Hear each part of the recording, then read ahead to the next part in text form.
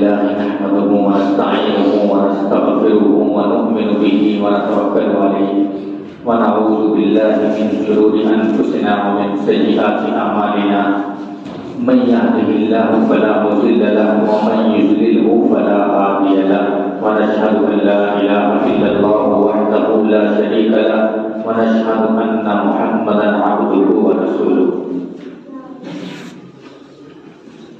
أما بعد أعوذ بالله من الشيطان الرجيم بسم الله الرحمن الرحيم شهر رمضان الذي أنزل فيه القرآن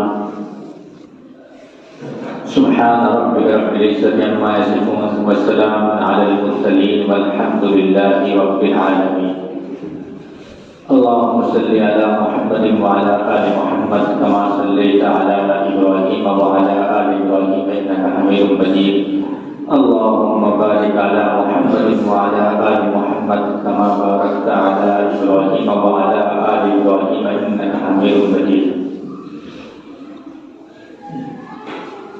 محترم بزرگوں، عزیز ساتھیوں، جیسے ہم دنیا میں دیکھتے ہیں کہ موسم بدلتے رہتے ہیں، کبھی سردی، کبھی گرمی، کبھی برسات، کبھی خوشگواری۔ جیسے ہی خوشگواری کا موسم آتا ہے، بہار کا موسم آتا ہے تو پھول مہکتے ہیں، فضائیں مہکتی ہیں، لہکتی ہے۔ تو اسی طرح جب رمضان کا مبارک مہینہ آتا ہے تو برکتیں نازل ہوتی ہیں، اللہ کا نور برستا ہے۔ آقا صلی اللہ علیہ وسلم مہینوں پہلے اللہ تبارک و تعالیٰ سے دعائیں کیا کرتے تھے، اللہم بارک لنا فی رجب و شعبان وبلغنا رمضان۔ یا اللہ ہمیں برکت کے ساتھ رجب و شعبان تک پہنچا اور بخیریت ہمیں رمضان المبارک کا مہینہ نصیب فرما۔ یہ مہینہ برکتوں والا ہے، اس میں اللہ کا نور برستا ہے، اور خوش نصیب ہے وہ لوگ جو رمضان تک پہنچتے ہیں اور اپنے گناہ معاف کروا لیتے ہیں، اور بدنصیب ہے وہ لوگ کہ جن کی زندگی میں رمضان آتا ہے لیکن پھر بھی ان کے گناہ معاف نہیں ہوتے۔ آقا صلی اللہ علیہ وسلم رمضان سے پہلے صحابہ کرام کو اکٹھا کیا کرتے تھے اور فرمایا کرتے تھے کہ برکتوں والا مہینہ آ رہا ہے، مغفرت والا مہینہ آ رہا ہے، تو اس مہینے میں خوب ذکر اللہ کرے، اپنے گناہوں کی اللہ سے معافی مانگے، توبہ استغفار کرے اور نیک اعمال کرے۔ اپنا شعبان کی رات کو بجٹ بنتا ہے پورے سال کا، کس کو خوشی ملنی ہے، کس کو غم ملنا ہے، کس کو پریشانی ملنی ہے، کس کو بیماری ملنی ہے، کس کے ساتھ کیا ہونا ہے، اور 27 رمضان تک یہ سلسلہ چلتا رہتا ہے۔ اب سال کے بیچ میں ہم کہتے ہیں کہ ہمارے لیے دعائیں کرنا، ہماری قسمت بدل جائے، ہمارے بندھے ہوئے تالے کھل جائے، لیکن جب تالے کھلنے کا وقت آتا ہے تو ہمیں فکر ہی نہیں ہوتی کہ ہم اللہ سے گڑ گڑا کر گناہوں کی معافی مانگ لیں، اپنے نصیب اللہ سے بدلوا لیں۔ اللہ بڑا مہربان ہے، رحم والا ہے، بہت جلدی مان جاتا ہے۔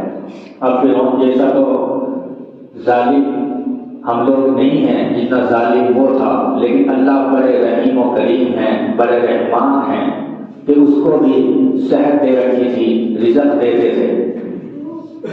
نافرمانوں کو بھی رزق دیتے ہیں اللہ، اور یہ تو شکر باری تعالیٰ ہے کہ ہم سب ایمان والے ہیں، اللہ کے بندے ہیں، آقا صلی اللہ علیہ وسلم کے امتی ہے۔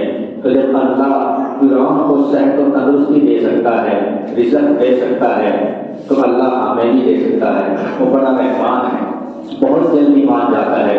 تو ہمیں چاہیے کہ ہم اس مبارک مہینے کی قدر کریں، اس کی تیاریوں میں لگ جائیں اور اپنے گناہوں سے اللہ سے توبہ کریں اور گناہوں سے پاک صاف ہو جائے اور ذکر اللہ میں اللہ کی عبادت میں مشغول ہو جائے۔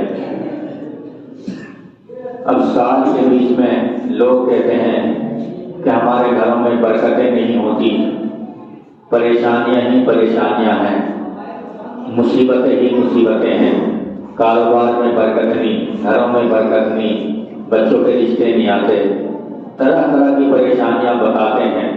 لیکن ان پریشانیوں سے چھٹکارے کا موقع اب ہمارے پاس ہے۔ ہم لوگ بڑے خوش قسمت ہیں کہ اللہ نے ہمیں یہ موقع فراہم کیا۔ خوش نصیبوں کو یہ موقع فراہم ہوتا ہے، تو اس لیے آج سے ہم شروع ہو جائے اللہ کی عبادت میں اور اللہ سے اپنے گناہوں کی پکی سچی توبہ کرے، اور اللہ معاف کرنے والے ہیں، معاف فرما دیتے ہیں۔ یہ مہینہ برکت والا، مغفرت والا، بڑا قیمتی مہینہ ہمارے اوپر آ رہا ہے، تو ہمیں چاہیے کہ اس کی قدر کرے اور اپنے آپ کو اللہ کی عبادت میں مصروف کر دے۔ دنیاوی کام، دنیاوی سلسلہ چلتا رہتا ہے، کام بھی چلتے ہیں، سب ہوتے ہیں، لیکن ساتھ ساتھ ہمیں اللہ کی عبادت گزاری میں مشغول ہو جانا چاہیے۔ اللہ ہر چیز پر قادر ہے، ان اللہ علی کل شیء قدیر۔ اللہ جو چاہے وہ کر دیتے ہیں اور کرتے ہیں، تو اس لیے اگر ہم اللہ سے مانگیں گے تو ہمیں ضرور عطا فرمائے گا۔ سب سے پہلے اپنے گناہوں کی اللہ سے معافی مانگے اور اس کے بعد پکی سچی توبہ کر لیں کہ ہم دوبارہ گناہ نہیں کریں گے اور اللہ کے عبادت میں مشغول ہو جائیے۔ پچھلی جو زندگی گزر چکی ہے اس کا افسوس دل میں ہو کہ ہم نے کام نہیں کر سکے۔ اگر ہم اپنے گناہ پر افسوس بھی کر لیتے ہیں، یہ بھی نہیں کہتے کہ ہمارے گناہ معاف کرتے، دعا بھی نہیں مانگتے، صرف افسوس دل میں کرتے ہیں، ندامت شرمندگی دل میں محسوس کرتے ہیں، تو اس سے بھی اللہ گناہ معاف کروا دیتے ہیں۔ اللہ بہانہ ڈھونڈتے ہیں بندے کو معاف کرنے کے لیے کہ میرا بندہ میرے پاس آئے، میرے ساتھ رہے۔ اللہ نے تمام مخلوق،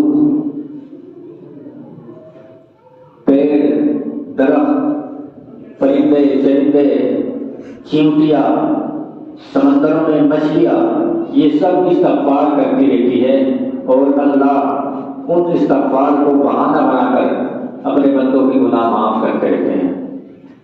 اب فرشتے معصوم ہیں، ان سے کوئی گناہ نہیں ہوتا، لیکن فرشتے بھی انسانوں کے لیے استغفار کرتے ہیں۔ جب کوئی ولی اللہ کا ولی، اللہ کا نیک بندہ اللہ سے توبہ کرتا ہے تو اللہ اس کی توبہ فوراً قبول فرما لیتے ہیں، اور فرشتے تو معصوم ہیں، تو اللہ فرشتوں کے استغفار کو بہانہ بنا کر اپنے بندے کو معاف فرما دیتے ہیں۔ تو اللہ بڑے مہربان ہیں، بڑے رحم کرنے والے ہیں۔ اللہ یہ چاہتے ہیں کہ میرا بندہ میرے پاس رہے، میرے ساتھ رہے، مجھ سے دور نہ جائے۔ جیسے اکثر ایسا ہوتا ہے نا کہ کسی سے ہماری دشمنی ہو جاتی ہے تو اس سے ہم بدلہ لینے کی خواہش میں بہانے تلاش کرتے ہیں کہ کوئی بہانہ مل جائے اس سے جھگڑنے کا، اس سے بدلہ لینے کا کوئی بہانہ مل جائے۔ اسی طرح اللہ بہانے ڈھونڈتے رہتے ہیں کہ مجھے میرے بندے کو معاف کرنے کا بہانہ مل جائے۔ تو اس لیے ہمیں چاہیے کہ اللہ ہم پر اتنا مہربان ہے، ہمیں رزق دے رہا ہے، صحت دے رکھی ہے، جوانی دی، ہر چیز سے اللہ نے ہم سب کو نواز رکھا ہے، تو ہمیں چاہیے کہ ہمیں اللہ کی شکر گزاری میں دن رات لگ جانا چاہیے۔ ہم ایک سانس کا بدلہ بھی نہیں دے سکتے، اور صحیح معنوں میں ہم ایک سانس کا شکر بھی ادا نہیں کر سکتے۔ تو اس لیے ہمیں چاہیے کہ اپنے گناہوں سے پکی سچی توبہ کریں اور اللہ کی عبادت میں مشغول ہو جائیے۔ حضرات سے میری گزارش ہے کہ ایک مرتبہ سبھی ساتھی توبہ کے کلمات پڑھ لیں میرے ساتھ ساتھ۔ لا الہ الا اللہ محمد رسول اللہ صلی اللہ علیہ وسلم۔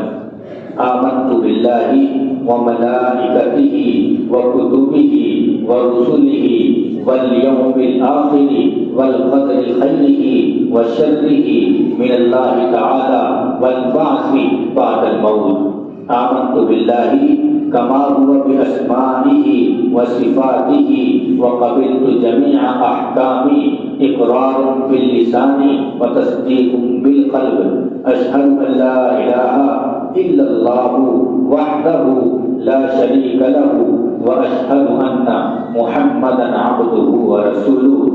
استغفر اللہ ربی من کل ذنب واتوب الیہ۔